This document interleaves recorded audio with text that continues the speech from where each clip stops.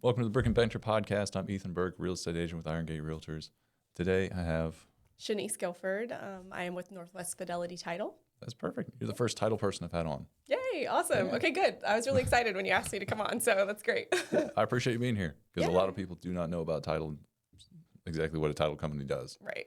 Yes. So. We are the rock star of the real estate transaction, obviously. Like, it's really exciting, lots of fun. No, it's kind of where we truly are in the shadows. So I always tell the story when I bought my first house, I had no idea what title even was. And so when I got hired on, I was like, somebody had to explain it to me. And they were like, did you buy title insurance? And I said, I don't know. So it's easy to not know about it.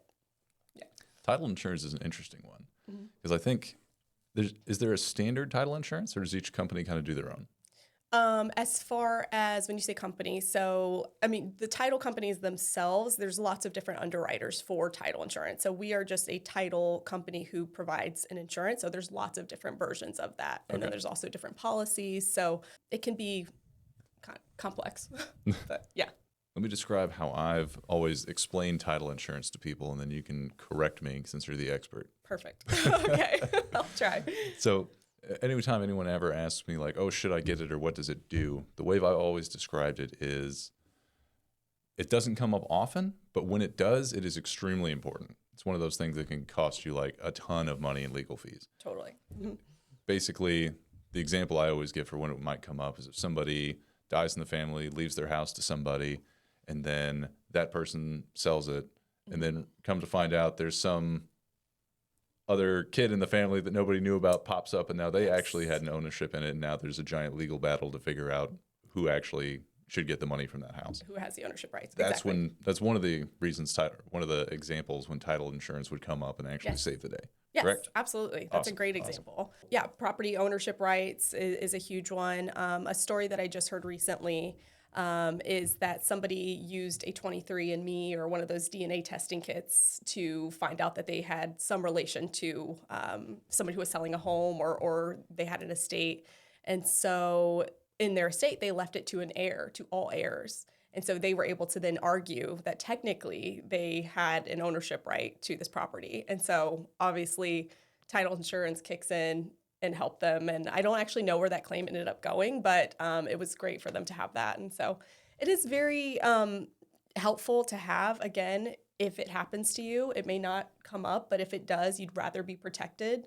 It's a one-time fee. So that's another thing where it's different. A lot of people think that it might be like a homeowner's insurance where it's a regular payment that they're making, but it's a one-time fee when you buy the home, and it just protects you. It protects your heirs as long as you own the property. So it's a really great investment, great one-time investment that'll save you a lot of headaches. And it does a lot of other things. I mean, there's property rights, but there's also things, if you go with an enhanced policy, there's also things where that policy is actually going to build its equity with your home as well. That's something to think about. But yeah, it's pretty complex, but it is a great product to have. So when you say it builds equity with the home, what do you mean by that? It's kind of tricky. So if you buy your house at one rate, right, in 20, 30 years, if something were to happen to the property, that claim will also eventually cost more money. So what you're battling over could eventually cost more money. So with the enhanced policy, it is also going to build. I mean, it makes sense. So if somebody bought a house like 30 years ago and it was worth like 80 grand, and today it's worth like 300 grand, the enhanced policy would kind of cover that inflation with it. Exactly. Okay. You did a way better job at explaining that than I did. Yes. But yes, exactly. Well, I was following. That's cool. I didn't think about that. Yeah. So that's one Makes thing. I mean, it's very helpful to have. It just protects you, and it's a little bit more security. But like I said, another really big issue that we have, especially in Ohio, is dower rights. Yes. So with dower rights, it's huge because you can, as soon as you get married, whether you bought that property on your own or not, as soon as you become married, then your spouse now has a vested interest in those properties. So if they decide to sell and don't tell anyone, well, then eventually that spouse can come back and say, well, I didn't approve that. And so there's a lot of people who try to keep things kind of hidden if they are going through a messy divorce or whatever. And so it can be it can be a really great way to protect your properties and investments, especially if you have more before marriage or, just in that case in general. Yeah. That's cool. Yeah. So a long time ago, it was a different title company I was talking to. I don't know if it was specific to their policy or not. And I don't know if you'd know this or not because it's a really weird specific question. But their enhanced policy actually covered if somebody was like encroaching onto their property at some point. Yes. Does yours do that too? Yes, it does. That's so cool. yes, and so that is another one. Yeah, and it can very specifically the legal implications that can come up with that, so that it can help you sort out that battle. So that is another reason that title insurance would come in really handy in that case. Very cool. Is there any instance, like if someone's buying like a new construction house, do you think they need title insurance still? Yes, absolutely. Okay. Because the house might be new, but the land has been owned by somebody else before. And so you can still come up with the exact same issues that you have with a home as you do with land. So absolutely. Okay, gotcha. That was always something I was kind of curious about. Yeah, and even more so just because, as far as changing hands with the builders or, so it's something we've seen, and we've seen claims on that too. So we know about title insurance. In a nutshell, what does the title company do? Because I know I help somebody find the house, get it under contract. We send it off to the title company. From there, what do you guys do when you take it out of the agent's hands? Yes, so we are a neutral party in the transaction. So we research and ensure the title of the property to ensure that the buyers are getting a clean property as much as we can. Yeah. Aside from that, we also manage the closing process. So we organize all of the closing documents. We organize the funding. And essentially just help everybody get to the closing table on time and as streamlined as possible. So there's a lot of moving pieces in there, but just ensuring a clean title and making sure you guys get to the closing table and everybody gets paid and the deed and title gets transferred properly. That's our main goal. Very cool. Yeah. And when you look at like the deed and the title, are you looking to make sure whoever is selling the property is the one who owns the property and there's no just like black tape or what's the word, liens on the property, anything like Correct. that? Exactly. So as you said, with title insurance, things can come up. So even if you had title insurance, or I'm sorry, even if you did have one person who owned that property, we've had instances come up where somebody else also, there were liens on the property that buyer their previous title search didn't show up, or maybe they hadn't been filed yet. And so we look at everything to make sure that there are no new liens, no tax liens, mechanic liens, anything like that, just to make sure that when they get this property into their name, they're not stepping into any previous problems from somebody else, acquiring any new problems. So, do you have any stories about that you've specifically come across, any that like stick out? It happens so often. I mean, there are little things, little mechanics lien. Just the other day, I had somebody who had placed a mechanics lien and they did it the day of closing. And so we do another preemptive search just before we close, and that came up and delayed closings. And I tell everyone, do your due diligence, make sure that you're going with somebody, a reputable company that's going to do those final searches, and just keep really good communication with your title company or your escrow officer that you're working with, so that you're really in the loop with everything, especially as the agent, just to make sure that there's and ideally, obviously, they come to you with that information first, so you don't have to reach out for that. So if there's anything going on, that they'd be able to help you. But yeah, I would say communication is just huge. Were you able to get that one to closing, or yes, was it just did end delayed? up closing. Yes, and I think they ended up just working it out between the buyers and sellers, where the title insurance, as long as they had that approved, they were able to go ahead and move forward with the closing, because they knew that they were going to insure the next house anyway, or the next property, and have a new policy with them anyway. So it was able to all smooth over. But little things like that can scare you a little bit, especially when that happens, at 2 hours before you're supposed to be at the closing table. But there's workarounds and ways to get things done. So cool. Still ends up working out. Yeah. You had any fall apart just the last minute for something that was just unforeseen?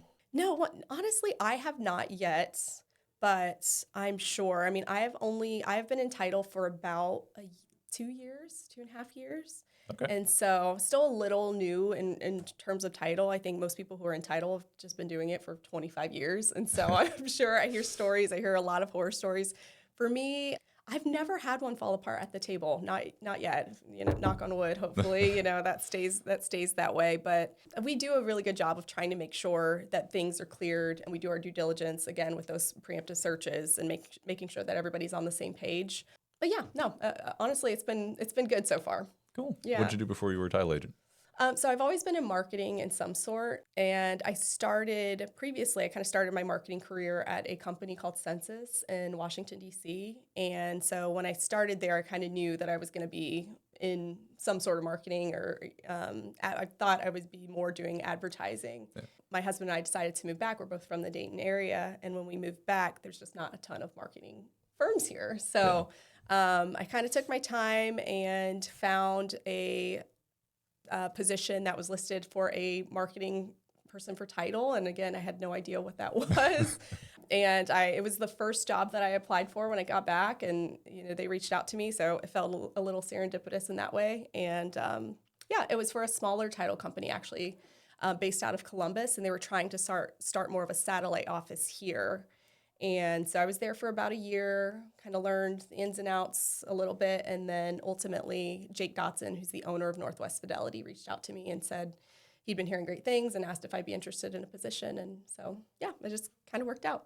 Oh, very cool. Yeah, and they had to teach me a lot about title. So I'm more on the sales marketing side. I had a lot more experience, but title, it's its own world. So it's really interesting. That's got to be a hard thing to market. Yeah. I mean, because a lot of people... like they don't really need it or have an interest in it until they need it. Exactly. And then it's all about it. Exactly. Yeah, it's not the most glamorous marketing, that I thought I'd be doing, but it's awesome and it's very helpful. I've watched it help a lot of people. And so my job really as our business development officers to get out and make sure that the agents know this information, because clients really don't know. Your clients typically don't know anything about title, just like I didn't when I bought my first house. I mean, some more than others, right? But I really had no idea what it was. And so I left it in the hands of my real estate agent. And she kind of said, this is what this is what we do. This is the company that I work for. And I just followed her lead. So my job now is to make sure that those agents have that information and feel like they're empowered with having that information. And they understand the importance of title insurance, how it works, when to get it, when not to get it. And so that's really my focus. So are you a full-blown title agent as well? Do you do like the closings and stuff as well, or just the marketing? So a little bit of everything. So I do our marketing. So I help out with things like our social media accounts, but I also do notary. I'm a notary closer as well. So if I'm not putting on CE or helping out with different organizations I'm involved in, then typically, I'll be at the closing table also. And so a little bit of everything. I try to be in the offices as much as possible. So it sounds busy. It is busy. It's been very busy. I love it though. It makes every day a little bit different, which is nice. That's something that that I've loved. I never really know what to expect or who you're going to meet at the closing table. I mean, I've had people selling, their home that they've lived in for 40 years, and I've had people buying their first home. So it's always a lot of emotion, and it's really exciting. So it's cool to be a part of. There was one guy I was helping. We find this house that's pretty dilapidated, like the whole foundation was destroyed and whatnot. But he owned an excavating company, so he was the perfect person to fix the entire foundation of the house. But it had this gigantic pole barn in the back. Okay. And it was surrounded by like bushes and stuff. It was hard for us to get back there. We finally get back there and open it, and it's full of carnival equipment. Oh, carnival equipment? Carnival equipment, like carnival rides, carnival games, carnival prizes. He's like, this is perfect because I also am a clown part-time, so I can excavate and I can have a carnival. It's perfect. Well, it was just, I guess the person who owned it was an actual, I guess he owned a little carnival. But it was just really, it was cool, but also kind of creepy to walk into a pole barn and see all sorts of old carnival stuff. A little scary. Where was this? I don't remember exactly. It was right on the border of two different places. Okay. But it was interesting. That is interesting. Yeah, it's just not my calling. But so what are some of the crazy, have you seen any wild things as one, I guess, on the title side? Have you had anything kind of pop up that was surprising or? On the title side, Mm-hmm. Not or just me in personally. As well. Not me personally. I have seen a few things that happened to other people. Okay. It was surprising. I was closing on my first investment property back in June, and across the hall there was a lady who was really, really mad that she was selling her house to somebody who was just, I guess they were rude or something during the whole process. They were one of those where they wanted every single possible thing on the inspection done. Got it. And they were just rude about doing it, and she was. This can be hard. Hear that coming through the wall, But While you're trying to do your like positive selling Yeah. or signing, hopefully. Yeah, so that was the can be only thing tricky. that I'd personally witnessed. As far as like title Okay. stuff, I had a story from a close friend of mine. He helped this couple get this house. They literally are at the closing table. It's about an hour before closing. He got a call from his title agent. Oh, great. Said, "Hey, we're not going to be able to close." Turns out every piece of paperwork that the guy submitted was fraud. Crazy. He Okay. I guess he made a couple fake companies, and he like his buddy called, or his buddy was like pretending to be the company when they were like checking Wow. things, and they found like something at the very end that How did like set it do you know off. how they figured it out? Did they say what It was some like tipped him off? some document that he submitted near the very end of it. They like that one doesn't make fishy. sense, and that made him look at everything else a lot harder. And I guess like at Found that out. That's they good. found out, like lawsuits got thrown around. That guy disappeared. No way. Wow. He just took off, left This his. is one of your clients? No, this is a friend of a friend. Oh, okay. Okay. So I Wow. don't have the fine details of it, but Yeah. wild. It is always wild. People are that's one thing that I wasn't really prepared for when I came in is the amount of people, the amount of fraud that really does happen. We've done classes on things like deed fraud, wire fraud.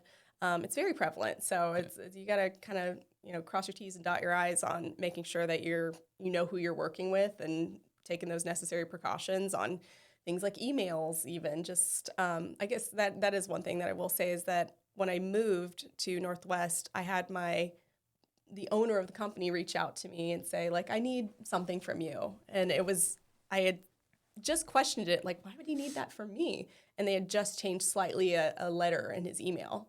But if you're not looking yeah. for things like that, so that's a big portion of what we do. At North West Fidelity, we're trying to make things a little bit more modern because title's not necessarily the most modern thing, in the real estate transaction. Some people are very set in their ways. And so to make that, trying to move it to be a little bit more innovative, introduce new technology, make things a little bit more streamlined because in the past, things have just been done through regular emails. And so now we've got like a secure platform that we use and things like that to make sure that we're really careful about that because it's very prevalent. Yeah. Have you had any people try to sneak something past you that you've caught personally? No, not yet. Luckily, by the time we get to the table, by the time I would see the documents, things have pretty much been combed through really well. So I'm more there to just, make sure I see the ID and you are who you say that you are and do the stamp. But no, but it happens all the time. I mean, it does happen all the time. And you'd be surprised how often that people still forget their IDs at the closing. I believe that. So that's something to always. I know people tell their clients, but that was the last closing that I did actually on Friday. The woman was like, "I don't have my ID." It's like you only need one thing, and it's your ID. So you see the documents at the end. So you don't take it from like the very beginning to the very end. There's like kind of a team that works with it. yes, from the time we get the contract for us, I mean, different title companies have different processes, but for us, you would send the contract that gets put into our system, and then it's assigned an escrow officer, and that escrow officer is going to work with that client from the start of the transaction to the close of the transaction. So they're not going to move around different departments. They'll have one streamlined person to help collect all of the necessary information, all of their financial information, their documents, IDs, all of that they're working with on the title side. And then from there, that person then eventually gets everything together in a file, printed off, and then the closer who's at the table goes and just does the signing. Gotcha. So yeah, it's separated a little bit. Okay. Neat. Yeah. How many do you think you've done so far? You said you've been doing about 2 years? Closings? Yeah. Ooh, I don't know. So sometimes you guys close a lot all at once. I really don't know. That's a great question. I mean, Here's one. What's the most you've ever done in a day? maybe 6. 6 closings in one day? About Dang. 6 is, yeah. And sometimes they can be a little bit easier. You can break up. Sometimes you would only work with the sellers. You only work with the buyers. So it ends up adding closings, but they can be a little bit shorter. But yeah, it can be a lot. And they're all over town too because we travel. So we try to get them in our office if we can, but we also accommodate if we need to go somewhere. I know the first time I ever did a closing somewhere else, it was for an elderly woman at her home, and she was very sweet and very happy that we could do that. So obviously we're very accommodating on things like that. But I think it was in almost close to Cincinnati, just shy of Cincinnati. And then I had to come back to downtown Dayton and then ended up back in Beaver Creek that day. So it's a lot of driving. It's a lot of miles, I will say. But yeah, it keeps the day interesting. And I do. So Venus Jackson, she's another one of our notary closers. She's done it for maybe 5+ years, maybe 10 years. And she used to be a remote closer, or what do they call it? A contract closer. So she would close for multiple title companies. So she said that the most she's done in a day was like 10. And Dang. yeah, so I was like, well, good luck with that. That's I'm good. Oh, I know what I was going to ask. Have you ever, I'm sure you have, run into people that want to read every single word of the contract and you're there for just hours? Yes. My longest one was a very sweet lady, older lady, and she had just moved to a senior living, so I think she was just kind of going through a bit of a hard time with that transition. And her son, I think, lived somewhere overseas, so he wasn't able to be there to help her. And so she was like, "What is this?" And so I literally got through. There's the Alta settlement statement, which is a breakdown of all the numbers in the transaction. I think I got to the third item on that settlement sheet, and we stayed there for about an hour. Ooh. And so it was a seller sign, usually about 10-15 minutes to do one of those, and I think I was there for 2.5 hours. So it does happen. That's nice of you to be there and explain all of that, especially in that scenario. Yes, for sure. And I felt really bad, and if I can, I will. And there's sometimes there's a lot of legalese in there, so it's like maybe you want to call a attorney. I'm trying my best to describe it, but it just I think she was just nervous about the entire process in general, which does happen. And I would say a lot of our jokes kind of engineers are very methodical about what they're signing, and they'll read every single page. And so when that happens, I kind of just do a little knuckle and just sit back and kind of wait. So it's a lot. It is a lot of documents, and I think it's great for people to actually take their time and review that. I just signed. I was happy to just have the house, and I was like, just tell me where to sign. I'll sign it. So you get both ends of the spectrum. People who are like, what is it? Or they're talking about the house the entire time during the closing. They want to know about their garage keys. So for most of the time, I would say agents typically, I tell them once we go through the numbers, so you review everything with your client, review that settlement statement. Once they see what their mortgage and their payment is going to be, typically most people just sign the rest of them and are a lot more at ease. So it's always my recommendation to agents is to just go over the numbers with your client so they feel more comfortable. Yeah. That was pretty much what I did when I bought my first house, and I didn't know what was going on. Did you read it all? I thought I was going to be one of those people. And I was like, started to, and I was like, there's so much, like you said, legalese and stuff in here. It becomes overwhelming. I really just have to trust the real estate agent and everybody else in the process. Absolutely. Because even if I read all this, if they really wanted to sneak something in there, it's going to get snuck in there. So you really just have to find somebody you trust to work with. That's the important part. Absolutely. No, make sure you know your numbers. Review the numbers and the rest. There's a lot of disclosures in there, equal opportunity and fair housing, things that won't necessarily affect you. So as long as you make sure that you're comfortable with what your payment's going to be, and you know when it's due, and you know who you're paying it to, I think those are the most important factors. And I typically, as soon as I go over that, most people are much more at ease. So that's always my recommendation. And if you as an agent get the opportunity to go over that before you get to the closing table, it'll just make them that much more at ease. That's one of the things I make sure I do. As soon as I get that Alta statement, I want to go through each line to make sure it's right, because there's always, not always, but a lot of times there's just tiny stuff that sometimes gets missed. And it's easy to do because you have the main contract, and then you have addendums to the contract, and then sometimes the lender comes in and says, oh no, we have to add this, and then you have more addendums, and sometimes it happens. It's a ton of moving pieces. So we do things, there's a preliminary, so sometimes the sellers will sign and there's a preliminary Alta, and then they have to see the final. So it is a lot of moving pieces. So just trust if you ever have any questions, obviously just having the open communication, making sure that the people that you're working with, you've got a direct line for, and that usually helps a ton. Let's touch on the weird one. Okay. Montgomery County has short and long tax prorations, or Montgomery County uses short tax prorations. Everyone else uses long tax prorations. Yes. That's nothing but a nuisance. People don't understand it. Yes. You brought in the expert. Let's talk about long and short tax prorations. Yeah, absolutely. So it can be pretty sticky. So in Ohio, very specifically Montgomery County, and some people say that it's related to the floods, and this is kind of how this whole thing started, is that there are two ways of dividing the property taxes between the buyer and the seller. This is more customary in areas where taxes are paid in arrears. So obviously in Ohio, taxes are paid in arrears, meaning that when your property bill comes due, that is for the previous year. And so with long proration, the seller is paying for the entire time that they were in the property taxes for the entire time that they were in the property. But with short proration, they are only paying back to the most current tax bill up to the closing date. And so the sellers are getting a credit essentially on the property taxes that the buyer are paying. For the buyers, it doesn't feel the most equitable, but it's just a customary way that it is done here. And so there's a couple other counties that also do it this way. But as far as fairness, I guess it ends up shaking out because those buyers would then get the same credit when they go to sell as well. So that is sort of how it works out. It's just tricky. It's a little confusing, but I mean, agents can use it as a negotiating tactic. And ultimately, the title company is just going to follow what the contract says. So, I mean, you've got wiggle room to do what you'd like to do there. So, yeah. So Montgomery County was the only one I know of that did it. What were the other ones? I think sometimes it can be done a little bit in green.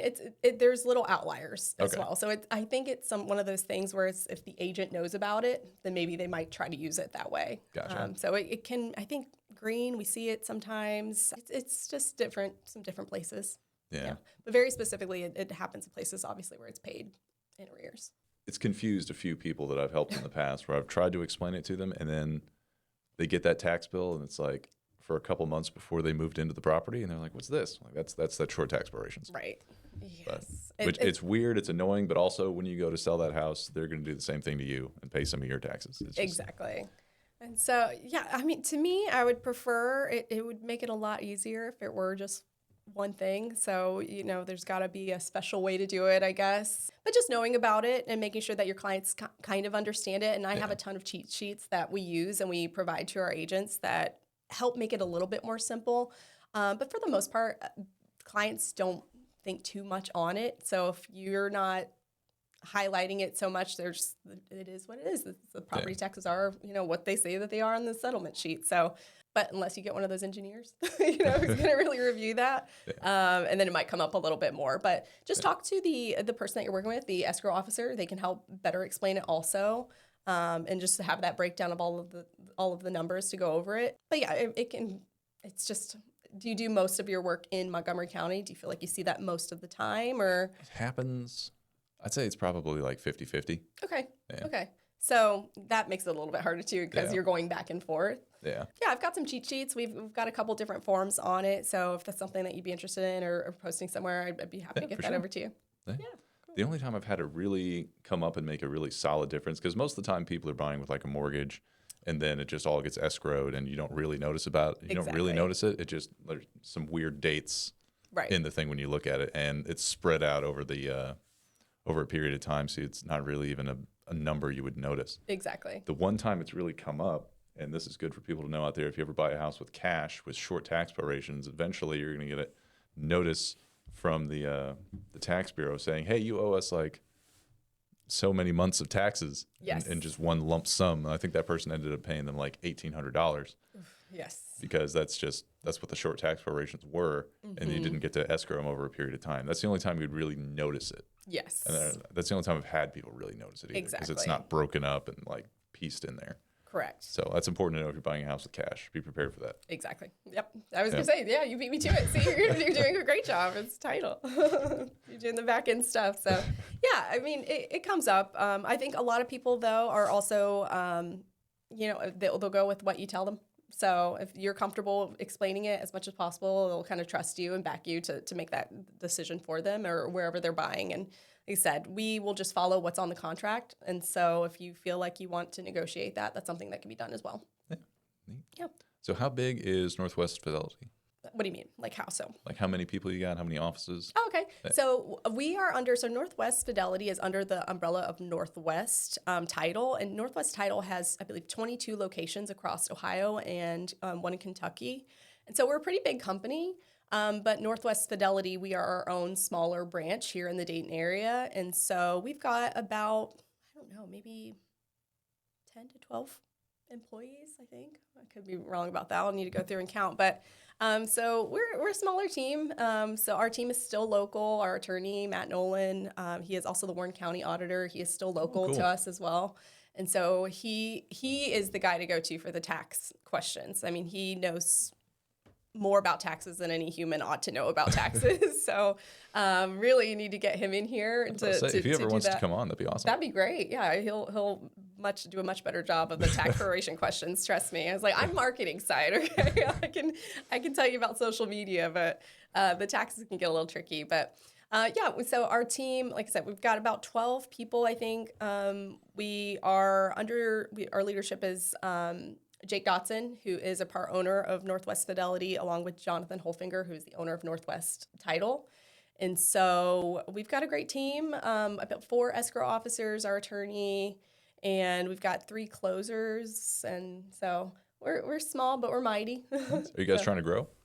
You know, it's been sort of growing on its own, you know, so because we work with Northwest, it's given us a lot of flexibility so we can grow. So when we have clients or agents who want to expand to the Columbus or Cincinnati markets, we have offices that can support them in doing that, because then we can do their closings there, but still have our team processing those files so that you know the actual team that you're working with, but then they can close wherever they need to. And so we have grown naturally because of that, and having the Northwest family of companies able to support us and help us grow in that way. That's cool. So yeah, it's kind of naturally always growing. So yes, I guess so. Are you guys affiliated with Irongate? We are. So we are a partner with Irongate through the Southern Ohio Real Estate Soretta. Okay. So Yeah. if you see those kind of maroon folders and pens, we are part of the joint venture with Irongate. And so, yeah, I think that partnership has been going on for, gosh, years. I don't even know. I wouldn't want to put a number to it exactly. But yes, we've been a partner with Irongate for quite a while. So Cool. We hope to continue that. And we love working with all of our Irongate agents. And I think Rhonda's done a really great job. Yeah, Rhonda's awesome. Been here. Yeah. I mean, she gets rave reviews. And I don't know how she does it all. I know she was at every Christmas party for every office, which is so she has so much energy. And I don't know how she does it. But yeah, we're excited to be a part. I think, gosh, I really do wish I knew how long. But yeah, so I've been here about a year, and I'm still getting to know everyone. And Irongate's one of those companies where I feel like people come here and they stay here, and they've been here for a very long time.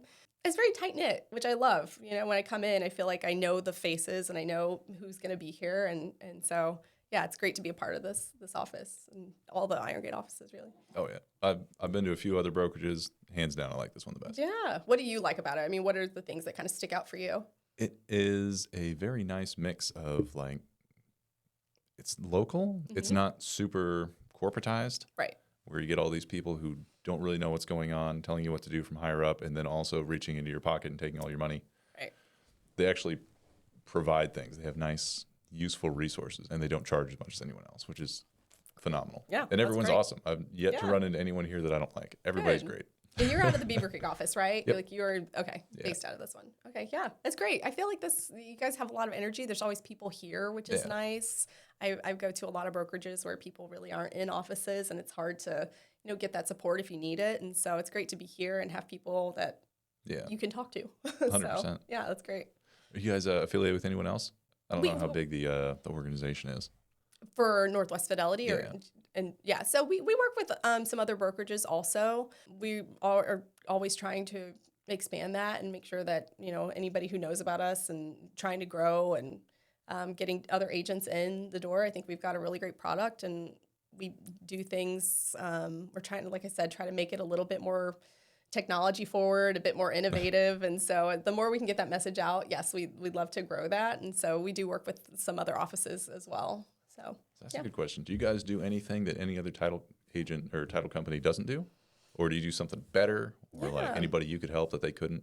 That's a great question. Yeah, sometimes. So one of the things that we do have is that we work with 5 underwriters for title. And so we actually are able to sometimes, if there's a title insurance underwriter who will not underwrite for a problem on a home, we can go to another one and still get things moving relatively quickly because we've got some different options there. So it helps to have 5 different underwriters that we can work with. Also, I mean, all title companies, we're all doing the same thing, but you do it differently. Yeah. You know, everybody has their own style and their communication and their processes. And so one of the things that we value is being a little, like I said, trying to make things a little bit more modern and streamlined for people. And so we do that with a platform for our clients when they come in. It is the Northwest Title, not Northwest Notify. Well, Northwest Notify is another thing that we have, but we have a platform where our clients can actually upload all of their information, all of their data on one secure platform. So it can be wireless if they need to do it from their phone. They can do it pretty much anywhere,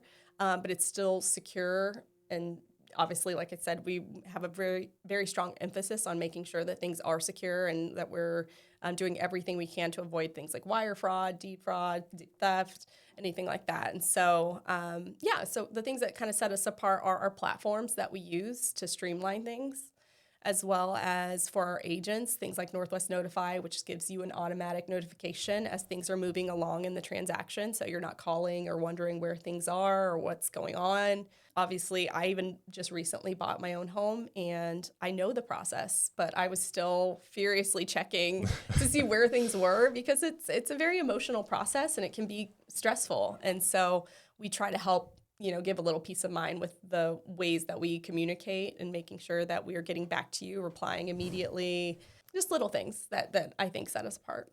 Very cool. Yeah. How'd the process of buying your house go?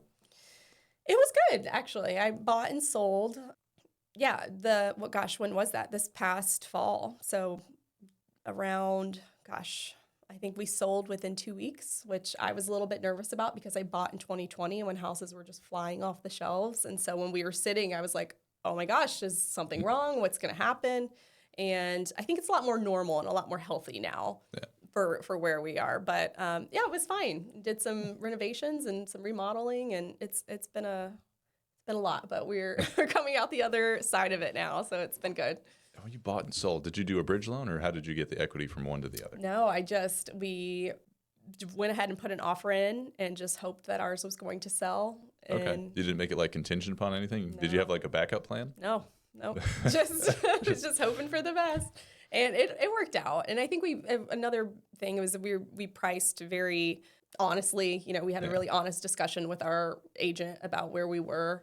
And I think that helped a ton because we didn't want to overprice ourselves and then end up sitting on it and being worried about that. And so I think that initial pricing is so important and being realistic and having somebody who's going to be realistic with you and honest about the expectation.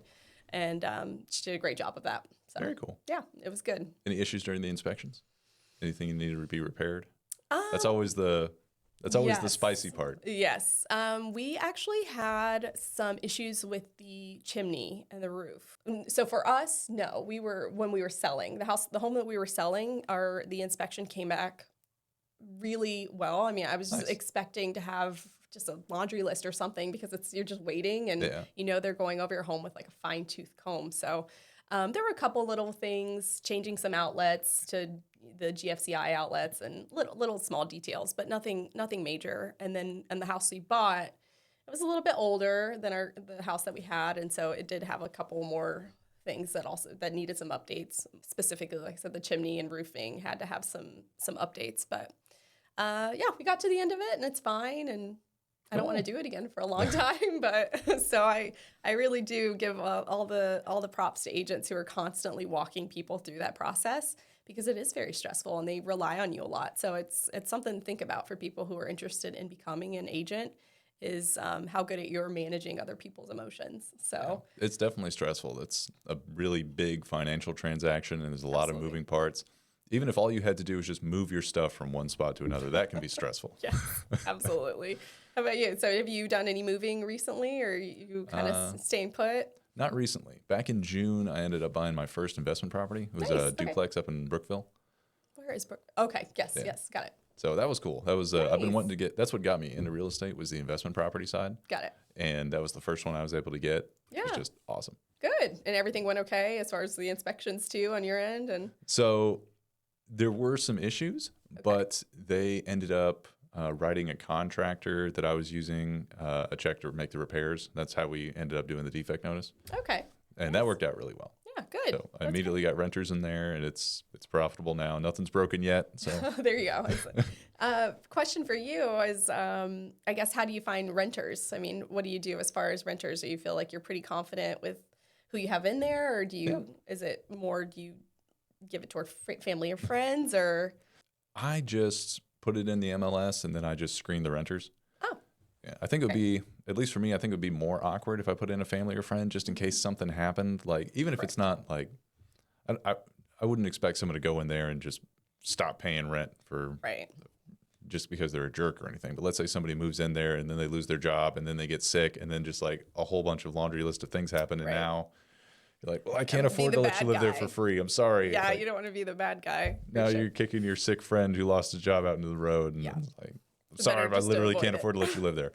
It's like, so, I mean, I like to keep it a little bit less personal than that. That's great. So I just put it on the MLS. I interviewed probably like 6 or 7 people and put them in there. Yeah. Well, that's good. It means that people were interested, which is great, right? Yeah. How do you screen people for properties? What is there a? So there's a background check. You can, basically they sign up for it. It costs like, I think like $30, and then you get their rental information if they've ever been evicted or anything. Get their criminal history. Make sure it's not some 5-time murderer trying to move into your house. And then they get their credit rating back, and you kind of go through that based on like not necessarily just a credit score, but also the other stuff, because if they have a whole bunch of like payments they don't pay, then it doesn't really matter what their score is. Absolutely. Kind of vice versa kind of thing. Nice. Okay. That's good. Okay. It gives you a little confidence in doing that. That was the only thing I was kind of curious about, how people find those and get those filled. So good to know. So far, everything's good. I've heard like the worst story I've ever heard. It was a buddy of mine from a long time ago, before I was ever in real estate. He was renting a house, I think it was in Oklahoma, and he rented it to an older lady and I think one of her friends. They were living together. And she just decided at one point that she didn't feel like paying her rent anymore. So he had to evict her. And on the way out, she flushed a bunch of Quikrete down the toilet. They had like a slab foundation. Yeah, so they ended up having to just jackhammer everything up, replace absolutely everything, sued the hell out of her. It's crazy. Yeah, there's some wild stories out there for renters. But I think if you do a good job and background check people, you can avoid like 90% of that. There's always going to be the first time somebody does something horrible. Right. And one thing, it was a really good piece of advice that I think Brett from here told me, might have been Rhonda. It was one of them, was saying that if you're renting out a house, it's better to not have a lot of emotional attachment to that house. Because it's like, if you just bought a house and you're renting it out and somebody ends up like kicking a hole in the wall, you're like, okay, that's annoying, but I got to fix the drywall. Right. But if it was like your childhood home and now they kicked a hole in like your bedroom wall or like your kid's bedroom wall, you're like, now you're pissed. More emotional. Okay. Yeah. So that is a very good piece of advice. Good separation of just friends and family in general, of memories and like childhood memories and the home that you're, renting out. So good to know. Okay. But investment properties are fantastic. Have you ever looked into like buying an investment property or anything? I've considered it. Yeah, it's something that I think might be on the horizon. The more that I've just been in real estate in general, it's kind of opens your eyes to different opportunities. And so that's a big portion of the thing that I love about being in the real estate industry in general, is that I'm constantly learning about different loans. I mean, I'm around lenders all the time, right? So you learn about the different loans, and you're around agents who have their own, investment properties. And so, yeah, I definitely think it's something that I'd be interested in starting at some point once I get my own house settled and finally moved into, and I'm ready to take on a task, but we'll see. What about you? Do you feel like you'll go do more? That's what got me into it. And the second I can buy another one, I'm buying another one. Because there's just so many positives to it. I mean, there's always the what ifs of if you get a bad renter, but I mean, that's what insurance is for. That's what unfortunately, that's what some lawsuits are for if they end up messing with your plumbing and stuff. Right. Which is crazy. That is nuts. So crazy. And creative. Yeah. Wow, what a creative way to just be a terrible person, It's kind of, wow. I have Like, not ever heard that. That's but the benefits of real estate investing, there's just so many. There's the passive income from the property. There's just the equity that gains over time in the property. Eventually, you can use this asset to buy or like borrow money from yourself as opposed to like selling something so you're not paying taxes on it to like buy something else, and it just kind of snowballs. right. There's the massive tax benefits for owning it. It's Absolutely. wild. Yeah. So how do you feel that you stay up to date with that, with all of that? Do you just, I mean, how do you stay current on, investment? Do you do any reading about it, or just kind of? Honestly, podcasts. Really? Yeah, okay. that is like, I'm obsessed with this stuff. Like in my spare time, I'll be looking into real estate and just real estate investing in anything and everything. That's probably my favorite part about this job. Really? I would never have done that with any other job I've ever done. Yeah. Just on my own in my free time, just Still being interested just looked in it. up stuff about it. That's awesome. But like I could listen to just hours and hours and hours of podcasts and informations and just anything and everything there is about real estate, and especially real estate investing. Awesome. Okay. Well, I have to go to you to get get my nose around there and learn a little bit more about it. I think it can feel a little overwhelming. I think that's the biggest thing that would probably set people back, is just not knowing what that means and what that looks like for you. So, and it's what's really interesting about it is it's got its own like terminology, because that was neat. When I first got into the real estate investing side, I was looking at it and listening to a whole bunch of stuff that people were saying and the way they were saying it. And then I got into getting my real estate license in the normal way real estate agents do transactions. And then I tried to reach out to some investment groups, and they were still using those like same terms that I hadn't heard in like a year. I was like, oh, it's interesting. Okay. But it's not necessarily the same thing. Kind of like if you were looking at like commercial real estate, the terms they use and the way they do their deals are completely different. Right. Absolutely. So do you think that you would have any interest in doing commercial, or? I do, but finding somebody to teach you how to do it is damn near impossible, because there's so much to it as well. I think also like residential real estate agents get into it, and then they see how much money that some of the commercial deals get, and they're like, oh, I want to be a commercial agent. And they don't realize that each asset class of commercial could be a specialty all on its own. Right. Like they've got retail where they're just doing leases. They've got like warehouses, office space, medical stuff. Right. And it's a completely different world. Completely different. Yeah. Does Iron Gate have very many commercial? They have a commercial side. I need to go and talk to them, but I haven't yet. Okay. Yeah. Do you know who? I don't actually know Not who's offhand. running that. Okay. Yeah, I'm not familiar, but so you would think somebody would be maybe needing some help or something. It seems like you got the passion and energy for it, because I feel like a lot of people don't, and it's such a niche market. And so I think even finding somebody who is interested in it could be a battle sometimes. So we have to, I'm just surprised. One thing I would like to get into specifically would be just the leasing side of it, helping somebody find a space to lease, because I do a lot of jujitsu. And it seems like every time anybody is close to getting their black belt, they want to open a school. Got it. And then they ask me for advice. I'm like, I only know a little bit about that because it's not my specialty, but it'd be really cool to be able to at least know how to do that. Yeah, okay. Like, I don't need to know how to sell a factory or like your But just little pieces of leasing a space. Yeah, absolutely. So I need to link up with one of the commercial agents here and just like see if they'd be cool with teaching me how to do that. Just some of it. Yeah. And just like I'd shadow them on the first couple deals and like learn how to do it. That's a great idea. Cool. You got to start somewhere, so. And then if somebody comes to me wanting to buy a warehouse, I can still just send that to them. Yeah, exactly. Yeah, that's so cool. I could see that for sure. I didn't know you did jujitsu? Yep. Okay. Is that a kicking one? No. It's a grappling one. So lots of chokes and arm bars and things. Oh, okay. Got it. Yeah. Oh, how long have you been doing that? I've been doing that off and on since I was a kid, but probably seriously since a bit before COVID. No way. Wow. Okay. So that's been fun. I've been in martial arts ever since I was a kid. I started off with like Taekwondo when I was in high school and then moved on to Muay Thai for a while. Did that for like 2 or 3 years and then just got into jiu-jitsu and loved it. Got it. Which one? I don't know what I'm thinking. And no, it's not. There's one that just only uses kicks. What is that? You're probably thinking Taekwondo. Oh, maybe. They don't only do kicks, but they're primarily kicks. Got it. Okay. It's not the most practical one. It's what I got my first black belt in. Got it. Not my only black belt. Right. But it's... Yeah, how to use that. It's not very practical. Right. Compared to the other ones. Like that makes sense. You can be a black belt in Taekwondo. It's not going to stop you if somebody chokes you. Right. Yeah, so it's a lot of practice for, Yeah. I But guess it you was just have fun. to I'm love happy I it. did Yeah. it. Yeah. Okay, cool. That's cool. Yeah. Do you do it here? Do you like have a class? So the place I go to is called Queen City Grappling Club. It's down in Franklin. Okay, cool. Yeah, I've not Yeah. even seen that. Grappling. Grappling. What's Yeah.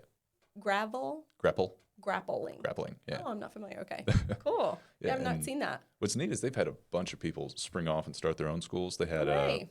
a guy named Dan Zimmerman start Iron Wolf Grappling Club here in Dayton. Okay. He's really, really good. He's like a world champion. Wow. And another good friend of mine, he's starting a school up in Springfield. Yeah, he started his own school up in Springfield called Fifth Shield Grappling Club, and that's going to open early January. Nice. Awesome. Okay. Yeah. I'm sure that I'm past them all the time and just It's a lot of don't fun. notice. Yeah. And Queen City's awesome because they have like different programs, and one of the things they do that's really cool, they have like a female only class. Cool. Because like you're grappling, you're in there like rolling Right. around with people. You don't necessarily want a bunch of random people sweating all over you, which Totally. absolutely happens. So that's cool that they have that. And, I Cool. don't remember her name, but they just had a lady a few months ago get her black belt, and every time he promotes somebody to black belt, Ruben, the guy who owns it, he gives him some sort of like weapon that he made Oh, cool. or he had made. Yeah. And I think she got some cool like Valkyrie axe. Oh, no Like, way. it was legit. Does he make them? Like it? I think he has them made. Wow. Yeah. That's incredible. Yeah, but it's a cool program. They're Yeah, awesome. that's awesome. Queen City. Queen City Grappling Club. Yeah. Neat. Okay, cool. Yeah. You said you had I learned something kids? new. Yes, I have a 6-year-old son. Okay. Just one. Send him over there funny. to learn how to choke Yeah, I people. know. Yeah. Well, I'm gonna be a little worried he's gonna use it in kindergarten or first grade, but yeah, that's great. That's awesome. I think he'd love that. I think just something, Yeah. having something that It's is a good their way to, own is like, great. Get that energy out, and it's a nice, Totally. safe way to do it, and learn something practical while you do it too. Yeah, I think he could use that for sure. That's really neat. Is that the one that's in Franklin? Yep. Queen City. Okay. Yep. That's And really then neat. Iron Wolf is the one that's in Dayton, Okay. and then Fifth Shield's the one over in Springfield.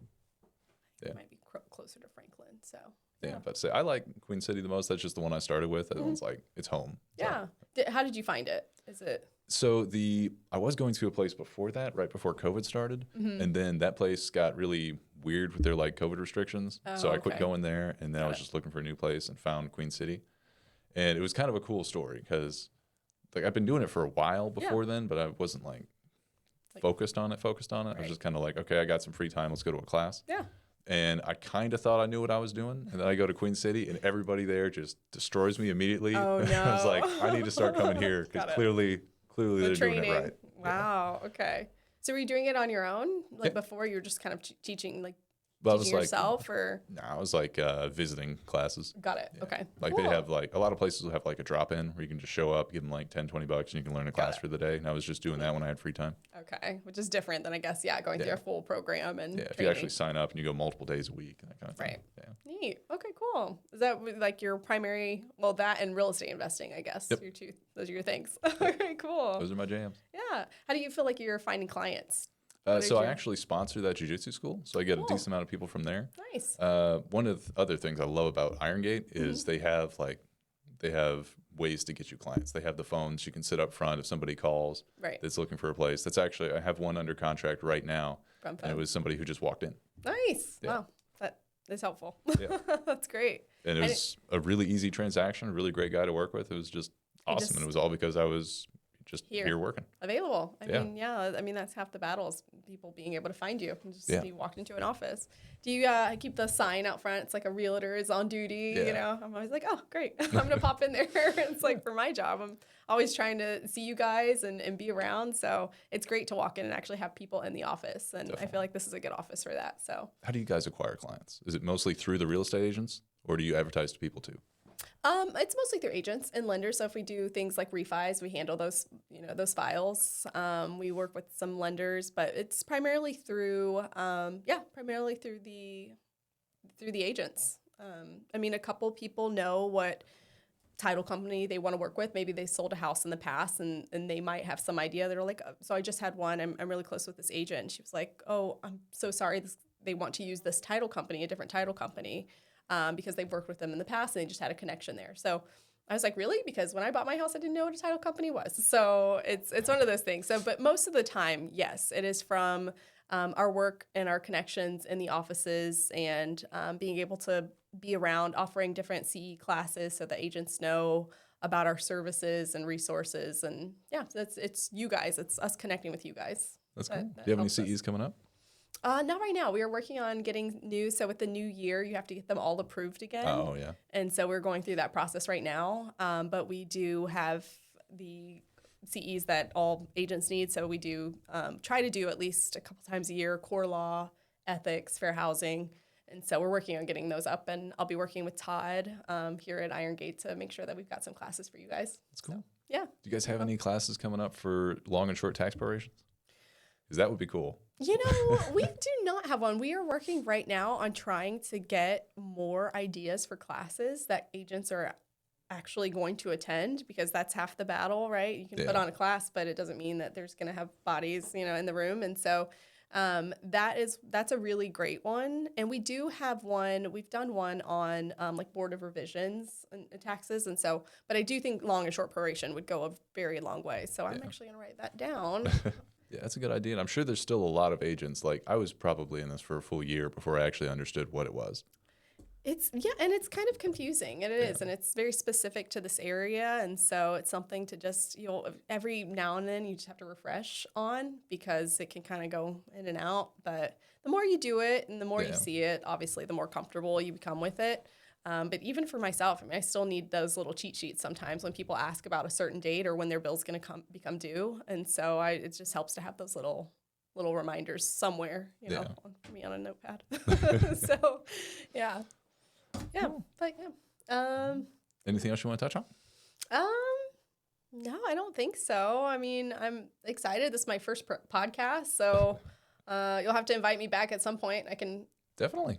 Do another one and maybe go over, I don't know if there's any more specific things that you'd like to talk about. But yeah, do you usually have people who follow up as far as asking additional questions or anything like that? Or Kind of sporadic. Yeah. Okay.